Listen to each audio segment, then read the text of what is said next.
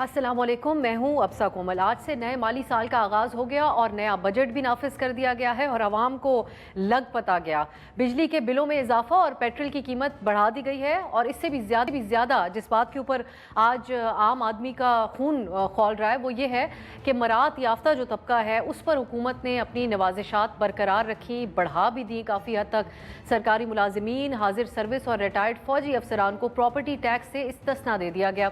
इस इकदाम ने वज़ीर आज़म शहबाज शरीफ के अशराफिया से मुतल्लिक जो देते थे उसकी हकीकत को एक्सपोज करके रख दिया है। हम आपको सुनवाते हैं कि वज़ीर आज़म शहबाज शरीफ ने काबीना के अपने पहले इजलास में अशराफिया और आम आदमी से मुतल्लिक किस किस्म की आइडियल गुफ्तगू की थी और उससे उनके जो इकदामात हैं वो किस हद तक उससे बरअक्स हैं।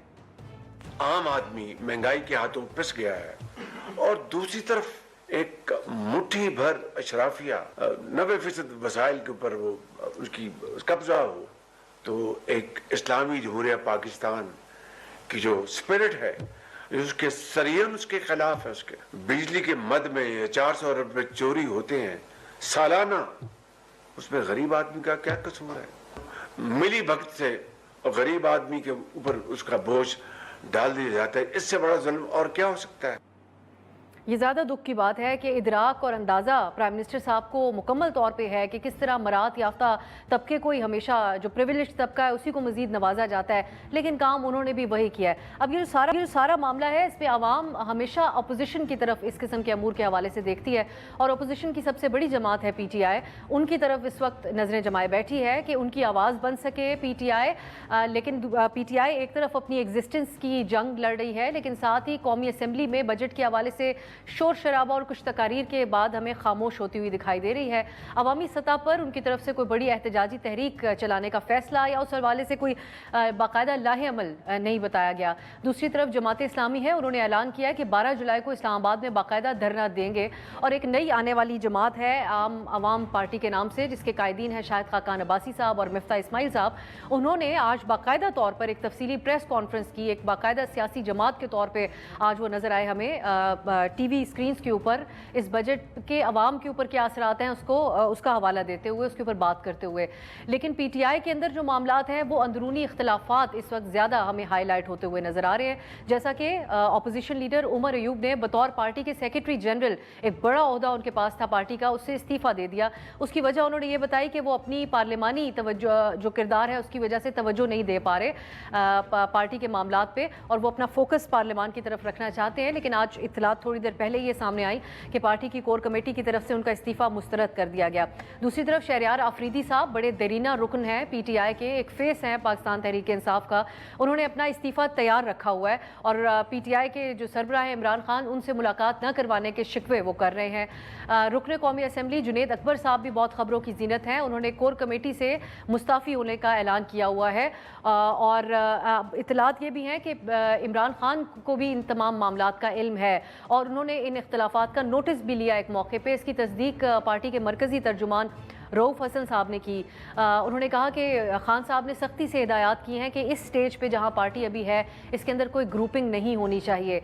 अब इस सब के बावजूद दिलचस्प बात यह है कि पार्टी की जो से रिहाई पाने वाले एक तवील अरसा जेल में काटने के बाद पार्टी के सदर अहम तरीन ओहदेदार चौधरी परवेज़ इलाही साहब तमाम मामलात के ऊपर खामोशी इख्तियार किए हुए हैं और इस सारी सूरत हाल में PTI के साबिक वफाकी वज़ीर, जिनकी पोजीशन अभी अनक्लियर है कि फवाद चौधरी साहब PTI में हैं भी या नहीं है, लेकिन जाहिर है कि PTI की कोर कमेटी उनको ओन नहीं करती, वो ये दावा कर रहे हैं कि जो मरकज़ी तर्जुमान है PTI का फेस इस वक्त रऊफ़ हसन साहब, वो तनख्वाह लेकर PTI की तर्जुमानी कर रहे हैं।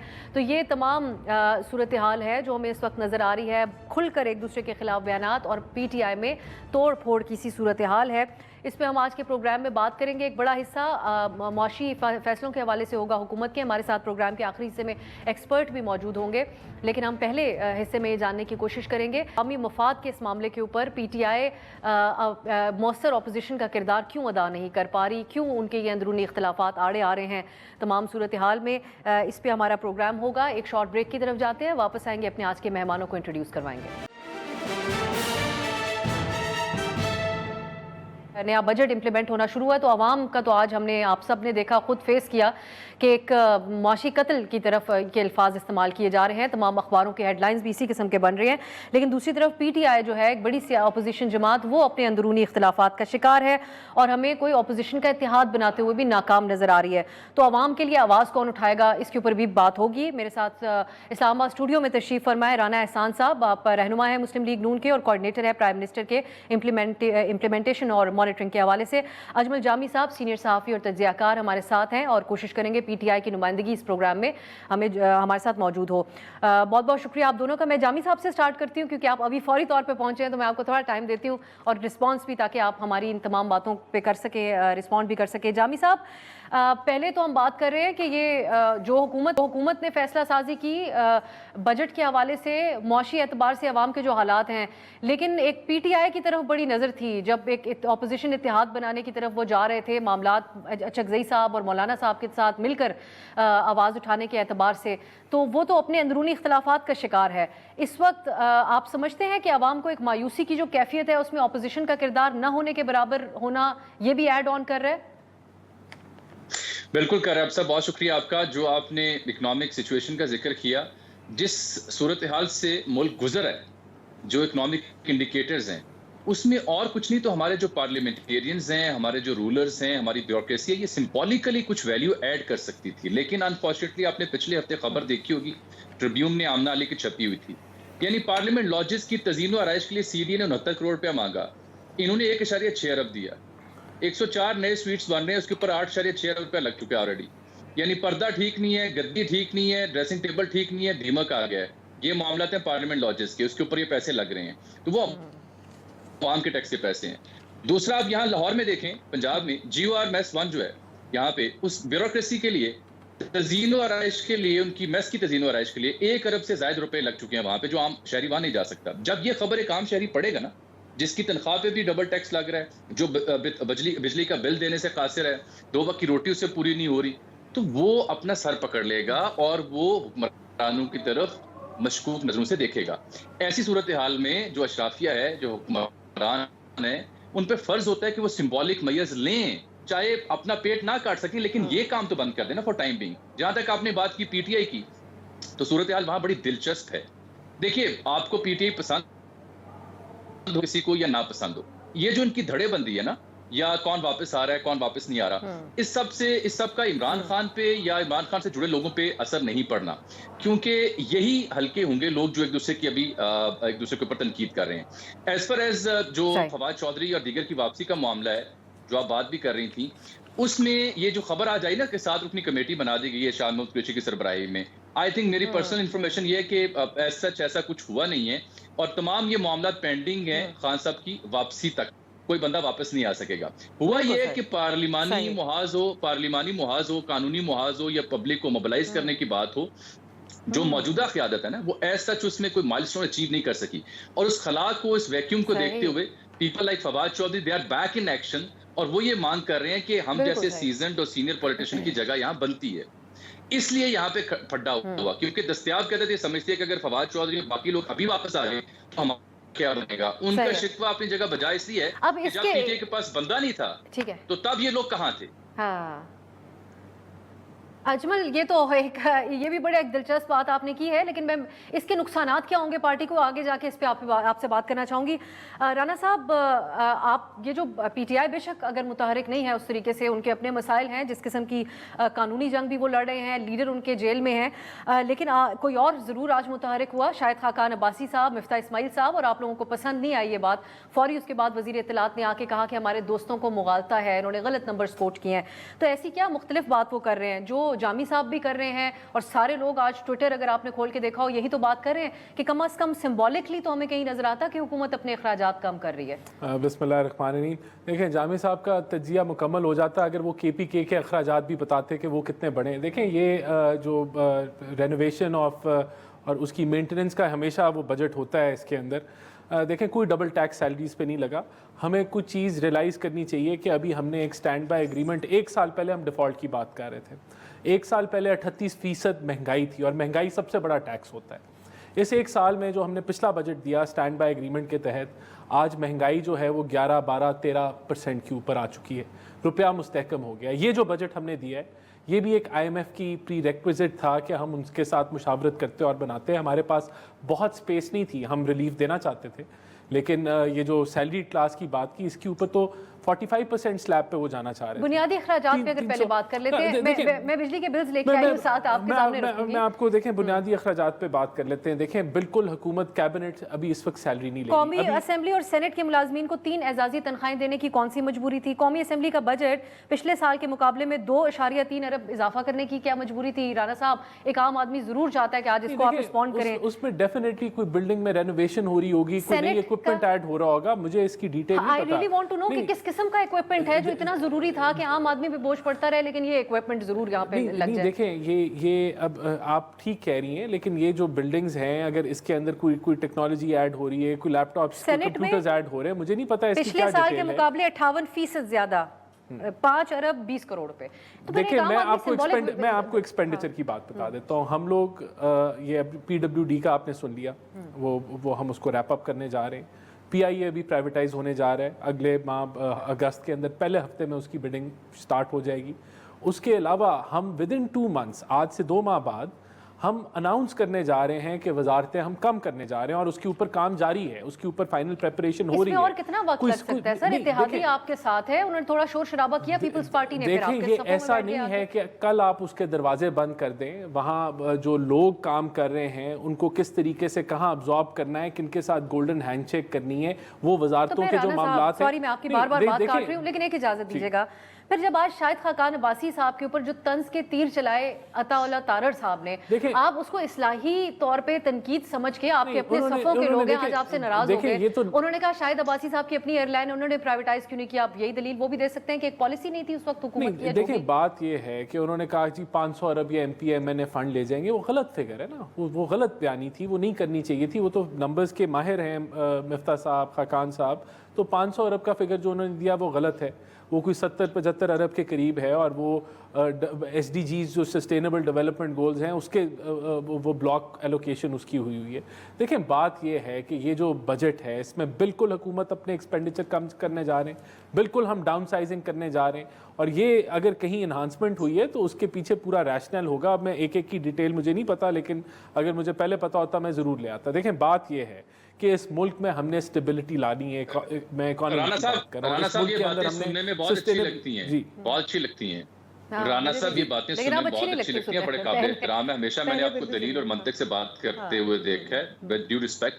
बात ये है कि इस वक्त रैशनल अगर ये ढूंढना है कि पार्लियामेंट लॉजेस की गद्दियां चेंज करनी है, पर्दे चेंज करने हैं और ड्रेसिंग टेबल चेंज करनी है, इसके पीछे रैशनल ये है, तो ये पब्लिक एट लार्ज बाय नहीं करेंगे। आपने KP का जिक्र किया, KP बहुत बुरी गवर्नेंस होगी, must be some loop holes. कल मौलाना भी तवज्जो दिला रहे थे, बट ये भी तो एक फैक्ट है ना कि KP में उसी पार्टी को अवाम मुंतखब कर रहे हैं ओवरवेलमिंगली। आपका लेंस अगर KP तक महदूद रहेगा तो आप पब्लिक एट लार्ज को एड्रेस नहीं कर पाएंगे। और जिस सूरत हाल से मुल्क दरपेश है ना इकोनॉमिकली, उसमें आप जो भी मेजर्स लें, उनकी जो इम्प्लीमेंटेशन या उनका जो लेंस है वो तब स्ट्रेंथन होगा जब एक आम शहरी को ये इल्म होगा कि हाँ मैं सफर कर रहा हूं, लेकिन मेरे साथ मेरे हुक्मरान भी पेट काट रहे हैं। उसके बदले में जब खबर ये मुझे मिलेगी ना कि GUR में 1 अरब की तज़ीन और आइश मैस भी हो रही है, उसके बदले मुझे ये खबर मिलेगी ना कि जनाब पार्लियामेंट लॉजेस की तज़ीन और आइश के इतने पैसे लग रहे हैं, तो I will not buy you being a layman, मैं ये बाय नहीं करूंगा। मैं जब ये मुझे पता चलेगा हम बजाय के हमें पार्लियामेंटेरियन को कितने फ्री टिकट मिलते हैं, कितना उसको पेट्रोल फ्री मिलता है, तो मैं सवाल खड़े करूंगा आपकी इंटेंशन के ऊपर। मैं पार्लियामेंट में एक मिनट, पार्लियामेंट में ना सैटिस्फाई आप तब कर सकते हैं। और आपके अपने इत्तेहादी, याद रहे आपके अपने इत्तेहादी मुस्तफा कमाल साहब क्या कह रहे थे अगले दिन on the floor of the house? वो ये कह रहे थे कि 78,000 अरब रुपए का कर्जा है, उसको अगर कम करना है तो सियासतदान मिलकर 1,000 अरब डॉलर इकट्ठा कर लें, चाहे वो नवाज शरीफ साहब कुछ हिस्सा रायवेंट का, जरदारी साहब एक हिस्सा बिलावल हाउस का, या इमरान खान साहब एक हिस्सा बनी गाला का बेच के 1,000 पॉपुलर बातें हमेशा की जाती हैं, ये इम्प्लीमेंटेबल नहीं होती। जानी साहब आपका ये पॉइंट आया, एक और पॉइंट भी ले लेते हैं, रिस्पॉन्ड करना चाहूंगा। मैं चाह रही थी एक और पॉइंट ऑफ व्यू भी आए, तो आप अगर आपकी इजाजत हो। राना साहब आपसे बहुत से सवालात किए गए और आज के प्रोग्राम में आगे शहबाज राना साहब भी होंगे, उन्होंने भी बहुत से सवालात लेके आने हैं। जुनैद अकबर साहब हमारे साथ मौजूद हैं PTI के।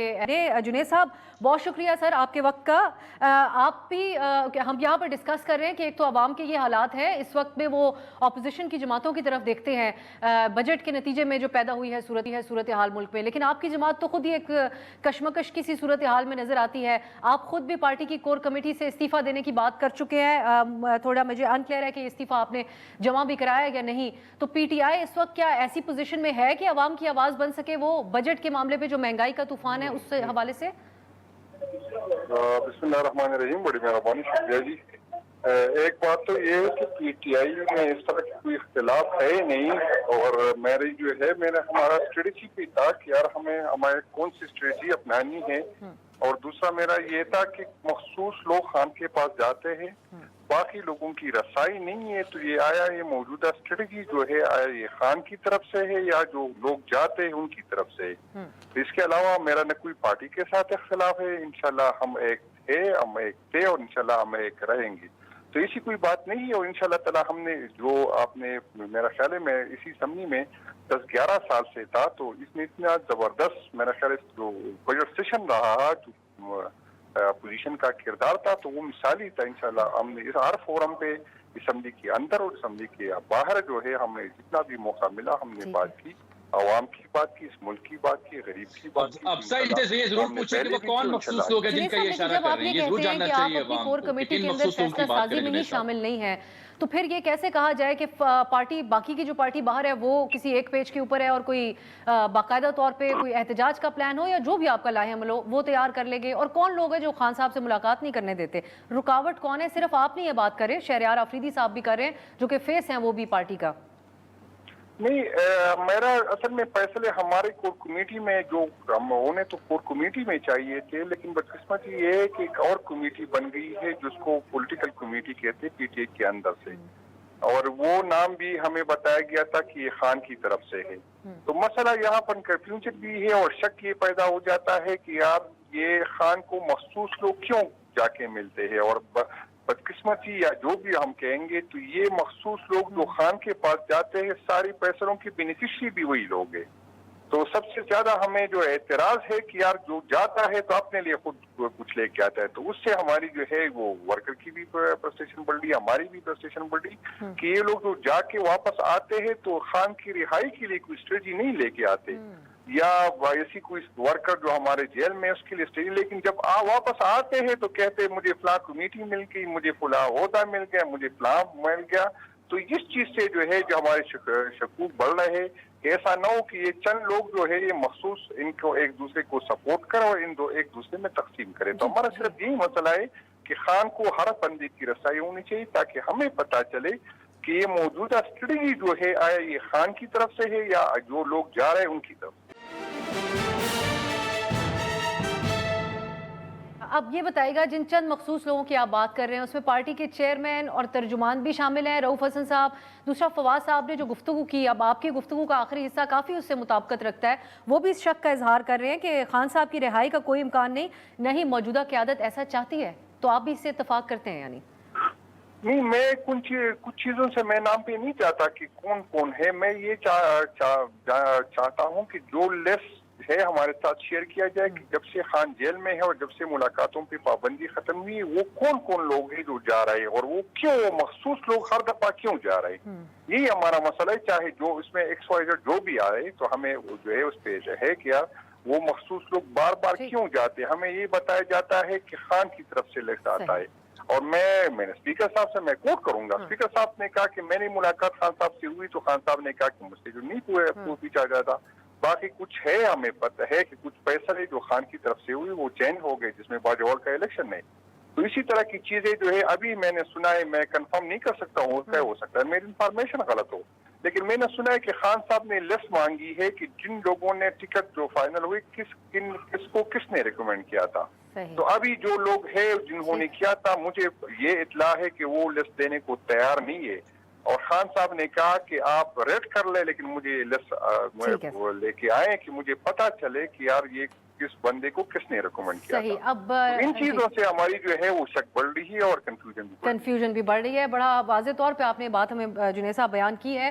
राना एहसान साहब, ये तो पीटीआई एक अपनी एग्जिस्टेंस की जंग तो वो लड़ ही रहे हैं, लेकिन फिर भी अगर इकट्ठे हो जाते हैं और एक इत्तेहाद की सूरत में टफ टाइम देते हैं तो आप लोग कैसे मुकाबला करेंगे? आज मौलाना साहब के बाद एएनपी ने भी नए इलेक्शन कराने का मुतालबा कर दिया है। देखिए, बात यह है कि इस बजट को ऐसे पेश किया जा रहा है कि नया महंगाई का तूफान आने लगा है। ये गलत है। पुराना तूफान ही कंटिन्यू करने लगा। पुराना तूफान तो टूट गया ना। नहीं, पुराना तूफान तो टूट गया। जो 40% महंगाई थी वो 12% पे आ गई। हमारा रुपया मुस्तहकम हो गया। तो बिजली के लेकिन बिल आम आदमी की जुबान में सर बात अब आप देखें ना, बिजली के बिल वही रेट्स अभी तक नहीं बढ़े। हमने 200 के यूनिट से जो नीचे वाला है उसको तो प्रोटेक्शन दी है। अब देखें, बात ये है, अगर आप मुझे आज इजाजत, अब आप सॉरी मैं आपकी बात बहुत काट रही हूं, लेकिन अगले सेगमेंट में भी आप ही होंगे। 200 यूनिट से नीचे वाले की बात करें, मेरे पास ये एक गुजर के 100 यूनिट्स वाला शख्स का है जो कि पाकिस्तान में खत्ते गुर्बत से नीचे तस्वुर किए जाते हैं और वर्ल्ड बैंक के मुताबिक पाकिस्तान में 95 मिलियन खत्ते गुर्बत से नीचे लोग हैं। बहुत बड़ी आबादी है। तो इनके कॉस्ट ऑफ इलेक्ट्रिसिटी है 774 रुपीस और उनको टैक्स देना पड़ रहा है 646 रुपीस। तो ये कैसे खत्ते गुर्बत से नीचे वालों को आपने हेल्प आउट किया? इसी तरह का एक और भी है अब सुन लें इधर ही 241 यूनिट्स वाले का भी बता दें। 1 मिनट आप बता दें। 241 वाले की को पड़ रही है, टैक्स पड़ रहा है 4000 समथिंग। सो किस तरीके से इसी तरह मिडिल क्लास का जो बिल है, अब आप देखें ना, ये आपको पता है कि इस ये जो आपने पहले 100 यूनिट वाला बताया, इसको 13 से 14 रुपए का यूनिट पड़ रहा है। इसका यूनिट 20 से 25 रुपए तक सब्सिडाइज्ड है। हुकूमत 400 अरब रुपए की सब्सिडी दे रही है, तो ये 15 रुपए का यूनिट पड़ा और इसको हमने प्रोटेक्ट किया है। और उसके ये प्रोटेक्शन के साथ वो ये 15 रुपए का यूनिट है ना, जबकि यूनिट की कॉस्ट तो 40-45 रुपए तक आ रही है एक दूसरे यूजर को, या 50 रुपए तक आ रही है। तो ये सब्सिडी दी जा रही है। जो सबसे कम है उसको कमाने वाला तबका तो उसको 15 रुपए का यूनिट मिल रहा है। टैक्स का उसमें आ रहा है, लेकिन हुकूमत जेब से दे रही है। ये लोग ये सब्सिडाइज्ड है। 15 रुपए कॉस्ट नहीं है बिजली की। तो दिस शुड बी टोल्ड। ये तो बहुत बड़ा फेवर है कि फेवर तो नहीं मैं कहूंगा, लेकिन मैं सिर्फ एक आम आदमी के लिए, मैं कहूंगा आम आदमी के लिए वाला वो शख्स है जो घर में पंखा भी नहीं चलाते, उसको 15 रुपए का यूनिट पड़ा है। उसको कितने का यूनिट पड़ा है? लेकिन उसके बावजूद सर उसको यूनिट तो कम पड़ा है, लेकिन एक आम आदमी तो उसको इसी तरीके से देखेगा। इसको चले, उसकी डिस्क्रिप्शन बेहतर हो जानी चाहिए। लेकिन उसको 774 की बिजली इस्तेमाल कर रहा है और उतना ही टैक्स दे रहा है। उसको 30 रुपीस का डिस्काउंट मिल रहा है। उसका कोई टैक्स, अगर आप वैसे देखें कि ये जो यूनिट की कॉस्ट ही जो है वो 35 रुपए मिसाल के तौर पे, तो उसको तो 15 रुपए का टैक्सेस के साथ पड़ रहा है। तो टैक्स की उसको मुख्तलिफ तरीके से लिख दें। There is a 400 billion subsidy for these units। 400 अरब की सब्सिडी दी जा रही है।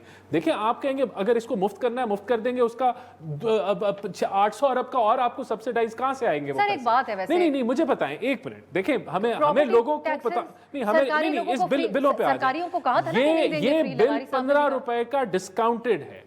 15 रुपए के बिल पे 400 अरब की सब्सिडी दी जा रही है। तो ये जो बिल आप दिखा रही हैं, ये तो 200 यूनिट को तो हमने प्रोटेक्ट किया। उनका सर जो सरकारी लोगों को फ्री यूनिट्स दे रहे थे वो ना देते, खुरम दस्तगीर साहब ने मैनेज तो कर सकते थे। सरकारी लोगों को कोई 8 या 9 अरब का वो टिकट आइटम है, और देखें 600 अरब की चोरी एक शॉर्ट क्वेश्चन में जी एक शॉर्ट जामी साहब से। जामी साहब बहुत ही मुख्तसरन अगर बात कर सकें इस पे, ये जो एक आम ख्याल जाहिर किया जाता है कि मुस्लिम लीग नून की हुकूमत बहुत ही ज़्यादा अनपॉपुलर, एक तासुर ये है कि शायद अगली बार ये हुकूमत में ना आ पाएँ। जिस किस्म की फैसला साजी की गई, जिस किस्म का एक डिस्कनेक्ट है एक आम आदमी के साथ, मैं बिलखुसूस ये जो आप इसके ऊपर ज़रूर राना साहब दलाइल दे रहे हैं, लेकिन ये एक आम ऑब्जर्वेशन है। फिर जो उनकी अपोजिशन है पीटीआई, उनकी तवज्जो ज़्यादातर उस जमात को दहशतगर्द और गद्दार साबित करने के ऊपर है, बजाय इसके कि एक आम आदमी से कनेक्ट करने की कोशिश की जाए।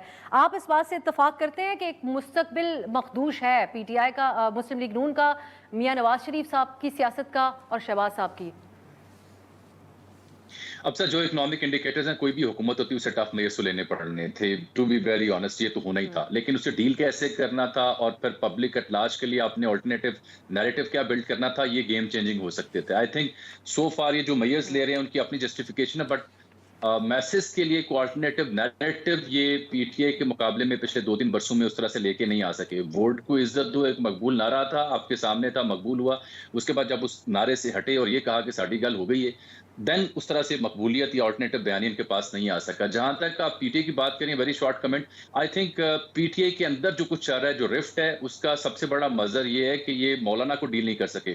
कल मौलाना ने बहुत बड़ी लाइन खींच दी और आज उनके वकील ने दूसरी लाइन खींच दी। कल उन्होंने ये कहा کہ جو امریکی قرارداد ہے وہ ہمارے معاملات میں مداخلت ہے. This is country to P T I statement. آج ان کے وکیل نے کہا کہ ہمارا موقف وہی ہے جو الیکشن کمیشن کے وکیل کا موقف ہے. This is other blow to P T I. اس کا مطلب ہے کہ جو پی ٹی آئی کی یہ آرزو تھی یا امید تھی کہ شاید مولانا ان کی ٹرین کا انجن بنیں گے کیونکہ ان کے پاس پاور ہے, ان کے پاس سپورٹ بینک ہے, تگڑے ہیں وہ تو ان کی خواہش ابھی ادھوری رہ گئی ہے. تو وہ ان کی اپنی انٹرنل ریفٹ, اپنی ان کی جو مار دھاڑ ہے, اپنی جو نمبر ٹانگنے کی ان کے اندر ضرورت ان کے اندر صلاحیت ہوتی ہے ہر رہنما کے اندر, وہ لے ڈوبی ہے. اور کمی ایک سیزنڈ اور پولیٹیکل انگیجمنٹ والے رہنما کی ہے پی ٹی آئی کے اندر in the absence of Imran Khan. That's why they are suffering. بالکل بالکل صحیح. اور مؤثر ایک اپوزیشن کا اتحاد بنانے کا موقع بھی آپ کی نظر میں پی ٹی آئی نے گوایا ہے. بہت شکریہ اجمل جامی آپ کا. ہمارے ساتھ جنید اکبر صاحب تھے, ان کا بھی بہت شکریہ. ایک واپس آئیں گے ہمارے ساتھ شہباز رانا صاحب موجود ہوں گے, وہ معاشی امور کے حوالے سے ماہ ناز پاکستان کے رپورٹر ہیں, صحافی ہیں. ایک شارٹ بریک کے بعد بریک کے بعد خوش آمدید. ہمارے ساتھ شہباز رانا صاحب موجود ہیں, سینئر صحافی تجزیہ کار ہیں, گہری نظر رکھتے ہیں پاکستان کی معیشت کے اوپر. رانا صاحب, ایک دلچسپ صورتحال ہے کیونکہ آپ دونوں رانا صاحبان ہیں, دونوں کا تعلق بھی فیصل آباد سے ہے. ایک حکومت کی ترجمانی کر رہے ہیں اور ایک آج کل عوام کے مسائل کی درست انداز میں معاشی مسائل کی نشاندہی شہباز رانا صاحب آپ کر رہے ہیں.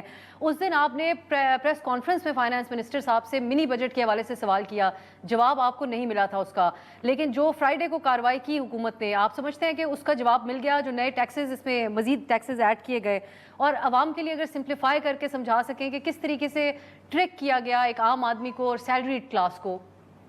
جی بسم اللہ الرحمن الرحیم. بہت شکریہ مس حفصہ. میں نے اس دن جو 13 جون کو فائنانس منسٹر سے سوال یہی کیا تھا کہ اتنی ہیوی ٹیکسیشن کی ہے, اس کے بعد بھی ہمارے خیال میں اس میں کچھ ابھی ایسے آپ کے جو ٹیکسز ہیں وہ کافی نہیں ہیں کہ جو آپ نے ٹیکس کا ہدف حاصل رکھا ہے اس کا اگلے سال کے لیے وہ حاصل کر لیں گے.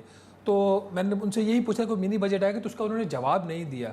تو انٹرسٹنگلی جو 28 جون کو انہوں نے فائنانس ایکٹ پارلیمنٹ میں نیشنل اسمبلی میں پیش کیا, اس میں تقریباً 200 ارب روپے کے اضافی ٹیکسز لگائے گئے, which I treat as a mini budget. کیسے؟ اس میں آپ کو پتہ ہے کہ ایک تو انہوں نے جو سب سے بڑا اس کے اندر 2 میئرز ہیں, جو آپ کی انٹرنیشنل ٹریول ہے جس میں چاہے اکانومی کلاس ہے چاہے بزنس کلاس ہے, اس کے اوپر 40% سے لے کے 150% تک جو فیڈرل ایکسائز ڈیوٹی کے ریٹس بڑھا دیے گئے. صرف اس ایک میئر سے تقریباً 55 سے 60 ارب آئے گا, جس میں تخمینہ یہ ہے کہ جو اکانومی کلاس کے لوگوں کے 52-53 ارب روپے صرف وہ دیں گے. نمبر 1. نمبر 2, جو سب سے بڑا ان کا میئر جس کا آج نتیجہ بھی نکل آیا, جو سیمنٹ ہے اس کے اوپر فیڈرل ایکسائز ڈیوٹی کا ریٹ 12 جون کو تھا, انہوں نے مزید بڑھایا تھا 1 روپیہ, اس کو انہوں نے 28 جون کو مزید 1 روپیہ اور بڑھا دیا.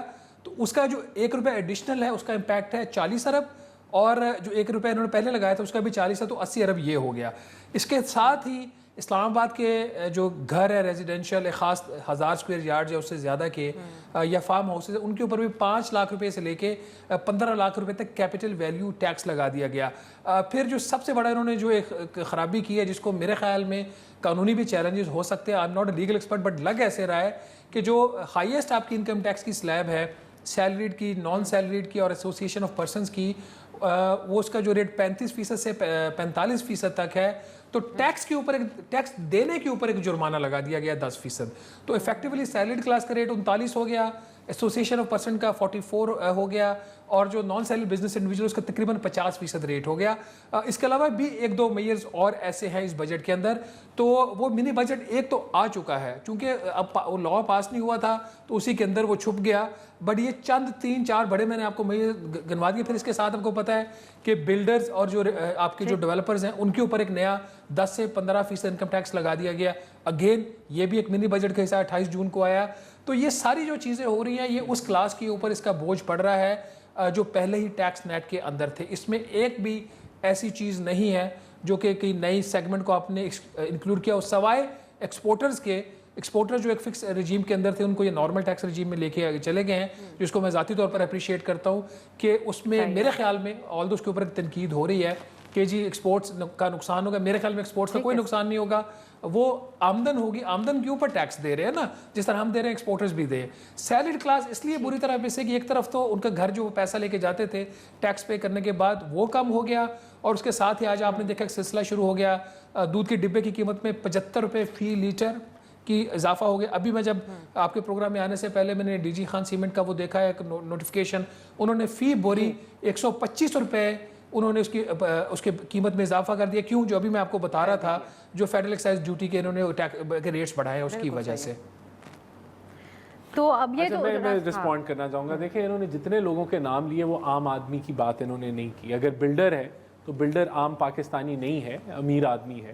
اگر جو اکانومی بھی ٹریول کرتا ہے اور فورن ٹریول کر رہا ہوتا ہے تو آج کل تو آپ ایک کوئی دبئی بھی جائیں, ایک آدمی جائے تو 5-6 لاکھ روپے کا خرچہ ہے. اگر 5-6 لاکھ روپیہ وہ اپنے لیجر ٹریول کے لیے جا رہا ہے تو اس کے اوپر اگر اس کو ٹیکس دینا پڑ جائے تو یہ کوئی بڑی بات نہیں ہے. سیلریڈ کلاس کے اوپر میں آپ کو بتانا چاہتا ہوں, جو کم ترین جو لاکھ روپے والے سے نیچے ہے اس کو صرف 1250 روپے اضافی ٹیکس دینا پڑا ہے, اور اس میں ہماری کوشش تھی کہ نہ لگے.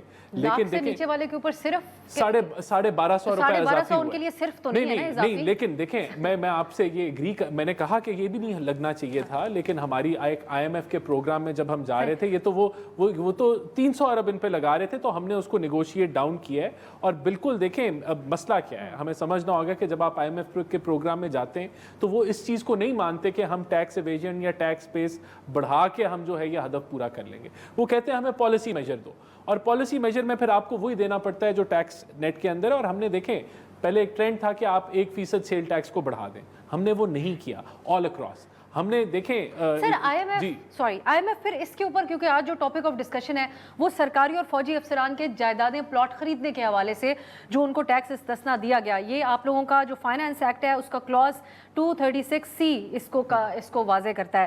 تو وہ IMF ان چیزوں کو نہیں دیکھ رہا. پھر ساتھ جو آپ کا ٹیکس دینے والا طبقہ ہے اس کو کتنا اور ڈسکریج کرنا ہے آپ نے؟ میں آپ کو بتا رہا ہوں کہ یہ بھی شہداء کے لیے ہے, جو وونڈڈ ہیں ان کے لیے ہے. اور اس میں جو بیوروکریٹ کی بات آپ نے کی, جو صرف اسے دوران نوکری جو اس کو ایک آدھا پلاٹ یا جتنا بھی کوئی پلاٹ ملتے ہیں اس کے اوپر ہے, اٹ از ناٹ اس کے بیانڈ نہیں ہے. تو یہ اسپیسیفک ہے اس کے لیے کہ یہ اوور آل کوئی استثنا نہیں ہے. اس کی تنخواہ پینشن بھی بڑھتی رہے, اس کو یہ استثنا بھی حاصل ہو. دیکھیں میں آپ کو بتاؤں, ایک جو سرکاری ملازم ہے, سرکاری کی ملازم میں آپ بہت میں آپ کو بتاتا ہوں کہ اگر آپ اس کی صرف پے پیکج دیکھ لیں تو ایک 22ویں گریڈ کی سیلری 2-2.5-3 لاکھ روپے, جتنا بھی مجھے نہیں پتا ایگزیکٹلی کتنی ہے, لیکن اس کی پرائیویٹ سیکٹر کے مطابقت کے ساتھ نہیں ہوتی. اور اگر وہ 35 سال کی نوکری کے بعد اس کو ایک پلاٹ کے اوپر, یا ایک پلاٹ ہے یا 2 ہے مجھے نہیں, لیکن جو دوران نوکری پلاٹ ہے اس کے اوپر اگر اس کو یہ ریلیف ملا ہے تو یہ کوئی آل اکراس نہیں ملا کہ وہ بعد میں جو خرید و فروخت کرے یا اس کے بیانڈ جائے تو اس کے بیانڈ کے اوپر وہی نارمل ٹیکس ریجیم ہے. تو یہ شہداء کے لیے اور ان کے لیے اسپیسیفک ہے. دیکھیں اوور آل میں سمجھتا ہوں یہ اسٹیبلٹی کا بجٹ ہے, اس سے اسٹیبلائزیشن ہوگی. اصل چیز کیا ہے, اگر ہم IMF کا معاہدہ نہ کرتے پھر کیا ہوتا, پھر روپیہ ڈی ویلیو ہوتا, پھر مہنگائی جو ہے وہ 40-50% پہ جاتی. تو وہ جو ٹیکس لگنا تھا اس سے ہم بچ گئے. ہم سٹیبلٹی کی طرف جا رہے ہیں, اور انشاءاللہ تعالیٰ یہ جو انہوں نے بات کی, دیکھیں جو 8.5 لاکھ روپے یا 8,40,000 روپے کی تنخواہ لے رہا ہے, اگر اس کو 3.5% اور ٹیکس لگ گیا ہے, ٹھیک ہے یہ بھی نہ لگتا, لیکن اگر لگ گیا ہے تو یہ وہ ایک عام آدمی کی ہم بات نہیں کر رہے, یہ بھی وہ 10 لاکھ روپیہ کمانے والا عام آدمی نہیں ہے. پاکستان میں کتنے لوگ ہیں, تو صرف سیاست دان ہیں اور ان کے پسندیدہ مراعات یافتہ طبقہ ہے آپ لوگوں کی نظر میں. لیکن سیاست دان بھی, میں ایک اور پوائنٹ یہاں ایڈ کرنا چاہتا ہوں. دیکھیں جو سیاست دان ہے نا, جو اسمبلی ہے اس میں 70% جو لوگ ہیں وہ مڈل کلاس سے آئے ہوئے ہیں. وہ آپ یا آپ چاہتے ہیں کہ سیاست دان جو ہیں وہ سارے امیر بن دیے جائیں کہ ایلیٹ کیپچر ہو جائے, تو ہم تو دعا کرتے ہیں کہ ایلیٹ کیپچر سے بچے ہماری تو بچیں گے تو آپ کو ان کو وہ تنخواہ دینی پڑے گی. لگا کے الیکشن لڑ کے آتے ہیں, ان کو ہم غریب تو کہہ نہیں سکتے. میں ماننے کو تیار نہیں رانا صاحب, میں رانا شہباز رانا صاحب, آپ نے ایک ٹویٹر پہ ایک ٹویٹ بھی کیا جو رانا احسان صاحب نے بھی دیکھا ہوگا. آپ کا جو کریئر ہم فالو کرتے ہیں, آپ ایک آپٹیمسٹ ہیں, ہمیشہ ایک امید کی بات ضرور کرتے ہیں اپنی رپورٹنگ میں. تو کیا وجہ پیش آئی کہ آپ نے بھی امید چھوڑ دی, اور جو 5 نکات آپ نے رکھے اس میں پہلا نقطہ یہ تھا کہ اگر ہو سکے تو نکل ہی جائیں یہاں سے. تو اس کو پھر آپ ایکسپلین کریں, جو رانا صاحب وضاحت کر رہے ہیں یہ ٹیکس استثنا کے حوالے سے سرکاری افسران کے, یا آپ کو لگ رہا ہے کہ کچھ حکومت اپنا مائنڈ تبدیل کر رہی ہے, یا یہ ہمیں سمجھنے میں تھوڑا مسئلہ ہوا؟ دیکھیے مصعب صاحب, جو بات میں نے اپنی ٹویٹ میں لکھی تھی وہی آج سابق وزیر اعظم شاہد خاقان عباسی نے بولی ہے. انہوں نے کہا جی انہوں نے نوجوانوں کے لیے اور تنخواہ دار طبقے کے لیے کوئی آپشن نہیں چھوڑی سوائے اس کے وہ ملک چھوڑ کے چلے جائیں. تو یہ ایک عام بندے سے لے کے, ایک عام جرنلسٹ سے لے کے اس ملک کا جو سابق وزیر اعظم ہے, اگین ایک بڑی سین وائس ہے. ابھی تک تھوڑے عرصے پہلے تک وہ PMLN کا حصہ رہے ہیں, ان کی طرف سے بھی اسی قسم کی بات آ رہی ہے. میں نے یہ بات کیوں لکھی, میں جب ان کا وہ فائنانس ایکٹ پڑھ رہا تھا دفتر میں بیٹھا, اور پھر میں نے اس دن اپنا پروگرام بھی کیا اور رپورٹنگ بھی کی, تو میرے اوپر ایک اتنا پریشر آیا اس چیز کو پڑھتے ہوئے کہ یہ یہ جو حکومت ہے یہ ہماری قوم کو ملک کو کس طرف لے کے جا رہی ہے. ابھی رانا احسان صاحب فرما رہے تھے جی کہ صرف ایک پلاٹ نہیں, ایسا نہیں ہے. یہ جو قانون پاس کیا ہے 1947 سے لے کر آج تک پاکستان کی سروس کے اندر چاہے کوئی فوجی یا کوئی سیولین اور وہ حیات ہے ان کو یہ چھوٹ دی گئی ہے. ایک پلاٹ ہے یا 2 پلاٹس ہیں یا 10 پلاٹس ہیں, یہ اس بات کو چھوڑ دیں. یہاں پہ لفظ ریٹائرڈ سیولین اور ریٹائرڈ فوجیوں کا لفظ, ایکس سروس مین کا لفظ استعمال ہوا ہوا ہے. تو جن کی لمبی عمریں اور ان کے پاس پلاٹس ہیں وہ جب سیل کریں گے, ٹرانسفر کریں گے, تو اس کے اوپر ایگزمپشن. جو رانا صاحب فرما رہے ہیں کہ یہ صرف پہلے ایسٹ کے اوپر یہ ایگزمپشن اویلیبل ہوگی, اس کے بعد نہیں ہوگی. یہ قانون میں یہ چیز دیکھنے کی ضرورت ہے. میں نے جو ان کا فائنانس ایکٹ پاس ہوا ہے اس کے اندر تو یہ چیز نہیں لکھی ہوئی. اوریجنل جو انکم ٹیکس آرڈیننس اس کے اندر کوئی ایسی چیز ہے تو we can look into it. Having said that, یہ جو ڈسکریمنیشن ہے, انجسٹس ہے, یہ جو پریفرنشل ایلیٹ کیپچر ہے, وہ پھر ایک مخصوص سول سرونٹ کے لیے یا کسی اور کے لیے کیوں, وہ سب کے لیے کیوں نہیں؟ پہلا پلاٹ تو صحافیوں کو بھی ملتے ہیں, ٹھیک ہے, پھر ان کا بھی آپ ایکسکلوڈ کر دیں. پلاٹ تو ججز کو بھی ملتے ہیں, آپ ان کا بھی ایکسکلوڈ کر دیں. پلاٹس تو اور بہت سارے لوگوں کو سرکار سے ملتے ہیں, آپ ان کا بھی ایکسکلوڈ کر دیں. یہ ملک ایسے نہیں چل سکتا. یہ فرما رہے تھے کہ یہ جن کا میں نے ذکر کیا وہ سارے جو ہے وہ عام آدمی نہیں ہے. میرا ان سے کاؤنٹر کوشچن یہ ہے کہ وزیر اعظم پاکستان انہوں نے اپنے اوپر کون سا نیا ٹیکس لگایا؟ وہ تو عام آدمی نہیں ہے نا. کیا وزیر اعظم پاکستان نے اپنا جو ان کا بجٹ ہے آفس کا اس میں کتنا اضافہ کیا؟ یہ مجھے خود بتا دیں. کیا پریزیڈنٹ آف پاکستان کے جو آفس کا بجٹ ہے اس میں 63% اضافہ نہیں ہوا؟ کیا جو نیشنل اسمبلی ہے اس کے بجٹ میں 46 یا 48% اضافہ نہیں ہوا؟ کیا سینٹ کے بجٹ میں 56 یا 58% اضافہ نہیں ہوا؟ کیا وہ بھی عام آدمی تھے؟ کیا ان کو بھی سبسڈیز چاہیے تھیں؟ اس لیے ہم سے سیلڈ کلاس سے پیسہ لے کے آپ ان کو دے رہے ہیں.